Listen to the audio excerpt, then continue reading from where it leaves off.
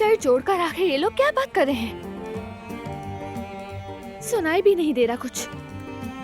मुझे सुनने के लिए इनके करीब जाना होगा।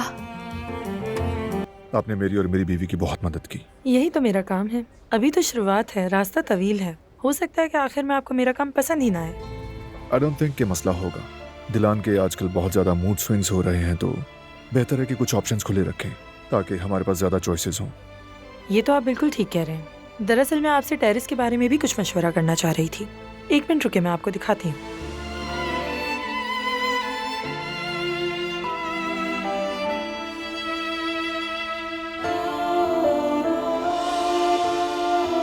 टेरेस के लिए हमें ऐसा डिजाइन बनाना चाहिए जो अंदरूनी और बैरूनी हिस्से के दरमियान एक ब्रिज कायम करे और उस पूरी जगह को ऐसा लुक दें कि वो मुनफरिद नजर आए।